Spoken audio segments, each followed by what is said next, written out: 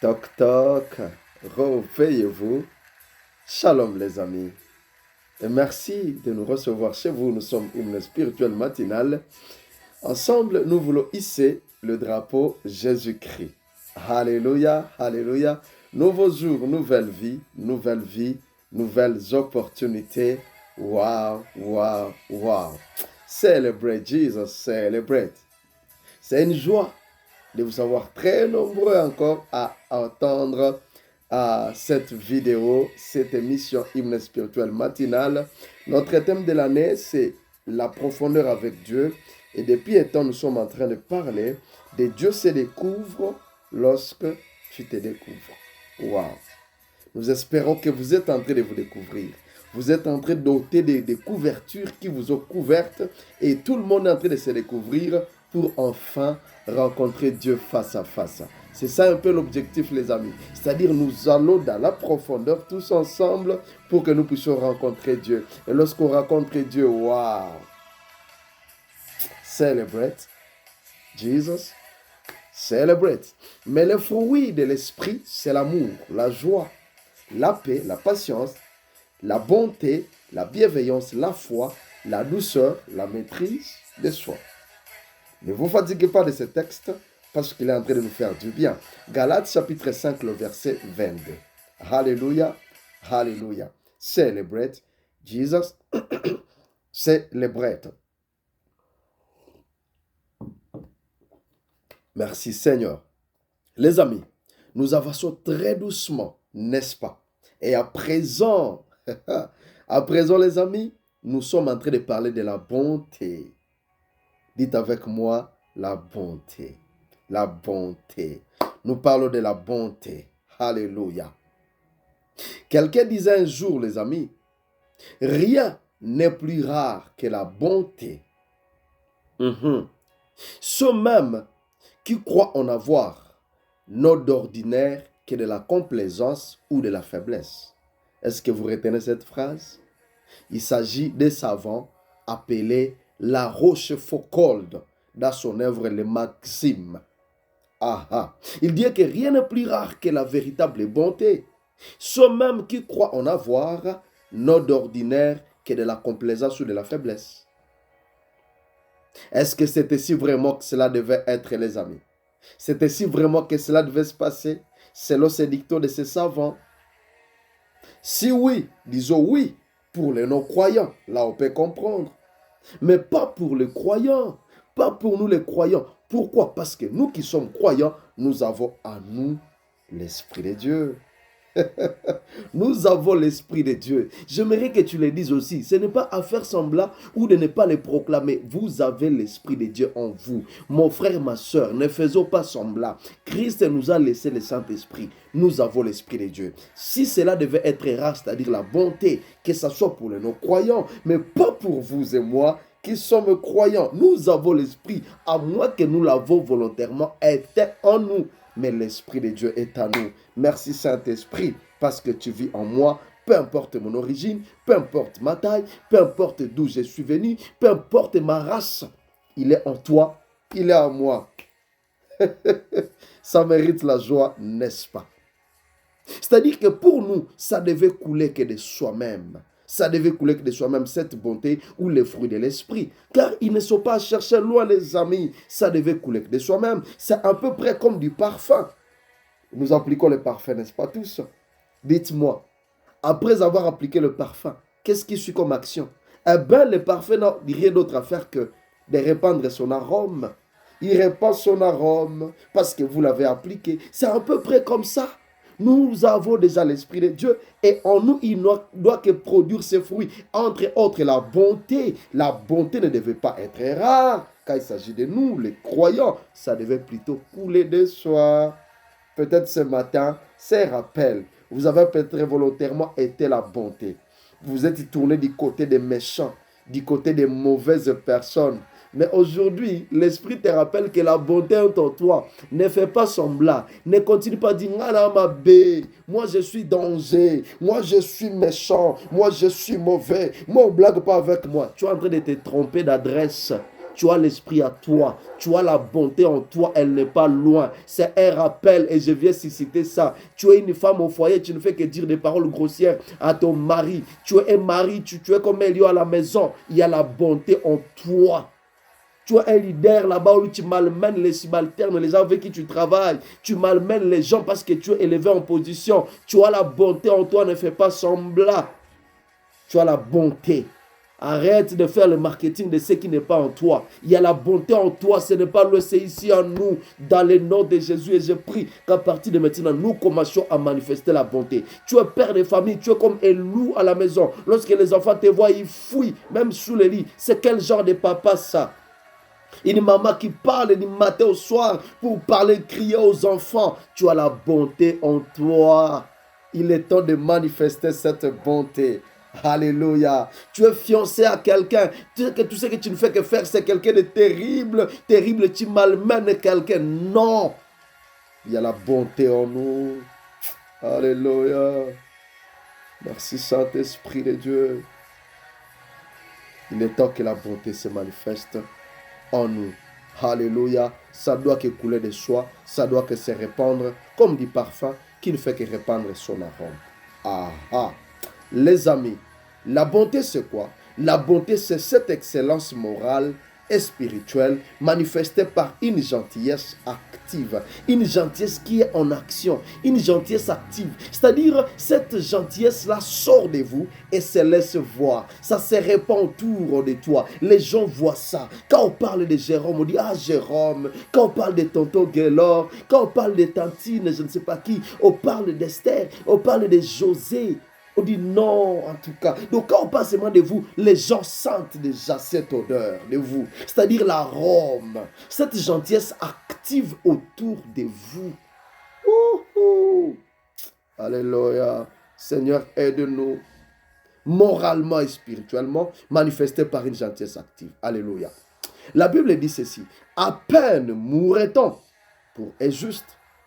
Quelqu'un peut-être mourrait pour un homme de bien. Romains chapitre 5, le verset 7. Un passage qui paraît très compliqué, n'est-ce pas, dans la compréhension.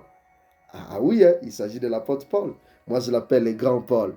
Parce que dans sa manière d'écrire, dans sa manière de réfléchir, il faut avoir les nerfs solides pour les comprendre. Donc, comprenons que ça soit ici. Mais au moins, ensemble, nous allons essayer un peu de comprendre ce qu'il veut dire par ces passages. Romains chapitre 5, le verset 7.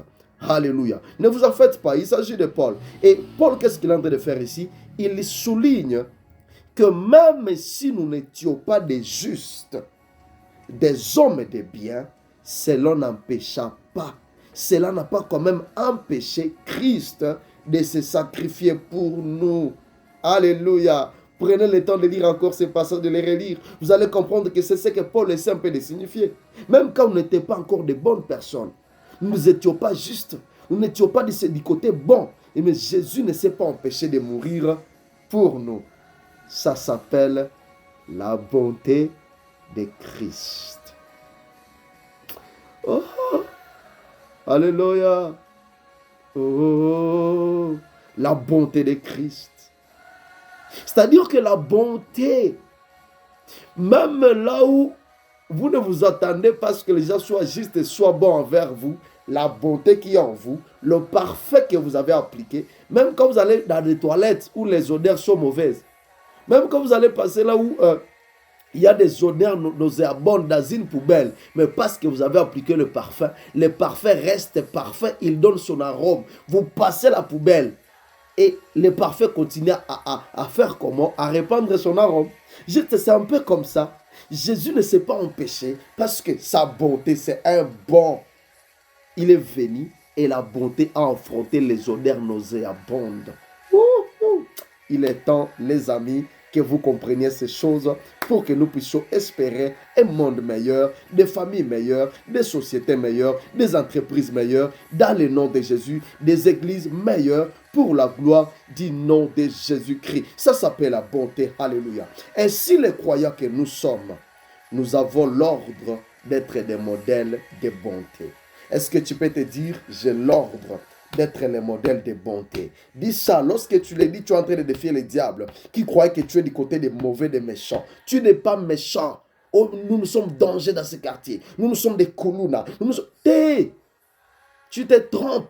Il y a la bonté en toi. Tu peux te dire avec moi, j'ai l'ordre d'être le modèle en bonté. Ah oui, presque.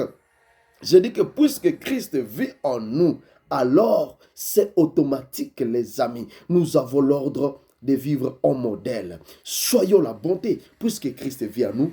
Soyons tout simplement la bonté. C'est-à-dire quand on voit ces papas-là, quand on voit cette maman au quartier, quand on voit, vous savez, il y a des mamans, elle n'est pas votre maman au quartier, mais facilement, elle mène les enfants d'autrui, les jeunes filles d'autrui, les adolescents d'autrui. Elle vous met mal à l'aise, elle n'est même pas votre maman. Il y a des papas comme ça, ils mettent tout le monde mal à l'aise. Est-ce qu'on ne peut pas être en bonté? Quand on parle de nous, on parle du bien. Alléluia. Il y a de ces enseignants-là, parce qu'ils vous enseignent, alors ils vous malmènent. Ouh! Quelqu'un avait dit que de vous comme enseignant, on ne retiendra pas votre perfection, plutôt votre façon d'être heureux. C'est-à-dire un professeur qui a la bonté, qui donne sa matière, à cause de cette bonté-là, les enfants ne l'oublieront pas. On oubliera peut-être comment vous connaissez cette chimie-là, mais votre manière de toucher les vies des gens. Et ça exige la bonté. J'aimerais que ça se répande à toutes les couches des gens, à toutes les tendances des gens. Peu importe le niveau de pouvoir que vous occupez. Ce n'est pas ça qui nous fait peur. Ce n'est pas ça qui nous fera craindre. Mais votre manière de toucher. We don't care about your position, but how you touch people's life. C'est ce qui intéresse les gens, les amis. C'est la bonté. C'est pourquoi Jésus, il a abandonné même son positionnement, mais il s'est contenté de toucher des vies. Il a abandonné les titres d'être Dieu, mais il s'est occupé de toucher des vies des gens. Est-ce qu'on n'est pas en train de les célébrer? Vous voulez qu'on vous célèbre dans ce domaine-là, dans cette filière-là, peu importe les diplômes, we just care how you touch our lives. C'est ce que nous voulons. Comment est-ce que vous touchez nos vies? Alors ça s'appelle la bonté. Soyons un modèle, les amis. Soyons la bonté elle-même. Christ est venu comme bonté, puisque le monde en avait et le monde continue à en avoir besoin. Il est venu comme bonté parce que le monde a besoin de cette bonté, les amis. Le monde cherche les bons. Le monde ne cherche pas les excellents. Le parfait, je ne sais pas dans quel domaine, le monde cherche les bons. Dans le sens de la bonté. Soyez bons les uns envers les autres. C'est le message d'aujourd'hui. Soyons bons, soyons bons, soyons bons. Peu importe là où tu es, dans des villages que la bonté se répande, dans des écoles, dans des entreprises, je ne sais pas, dans des nations, soyons bons, soyons bons. Dieu vous donne l'autorité de gouverner quelques 3 personnes dans ses bureaux. Sois bon, sois bon. Vous êtes pasteur, sois bon. Alléluia. Merci Seigneur. Le monde cherchait les bons. Vous savez, on raconte cette histoire d'un prédicateur dans un taxi bus qui a pris quelque temps de prêcher dans le bus avec enthousiasme. Il prêche, vous voyez, les fruits de l'esprit sont la bonté, la joie, la foi, la bénignité. Vous pouvez avoir la patience. Et lorsqu'il s'est reposé tout petit peu, il s'est mis. Il y a un monsieur qui devait sortir du bus. Et par mégarde, il va piétiner sur l'orteil de notre prédicateur de tout à l'heure. Et vous savez quoi la réaction du prédicateur? C'était: toi imbécile, tu es aveugle ou comment? Comment tu peux me piétiner comme ça? Waouh! Tout le monde était stupéfait dans les bus. Et ils ont commencé à l'injurier. Toi là, tu n'es qu'un hypocrite. Tu n'es qu'un imposteur. Toi-même, tu es imbécile. Pourquoi tu peux crier comme ça sur quelqu'un alors qu'il vient te demander pardon? Et c'était par mégarde. D'ailleurs, commence à remettre notre argent des offrandes parce que les gens étaient bénis. Venez de lui donner même des 10 francs, venez de lui donner des je ne sais pas de combien, de l'argent pour l'offrande, pour encourager le prédicateur. Mais les gens ont retiré même leur argent. Ils ont dit: tu n'es qu'un imposteur. Vous voyez, qu'est-ce que ceci nous enseigne? C'est-à-dire la bonté ici dont nous sommes en train de parler devait prêcher, c'est-à-dire notre vie, notre caractère doit prêcher avant que nous puissions parler.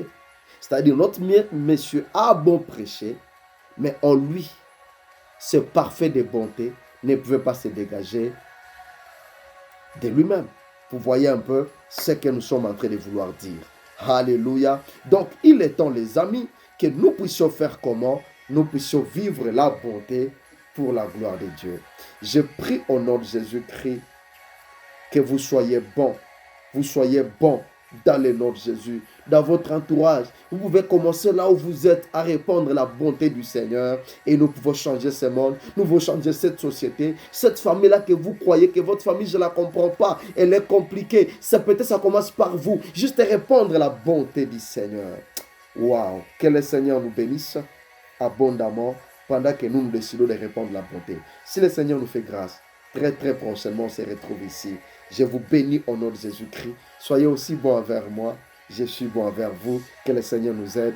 Dans le nom de Jésus. Ciao.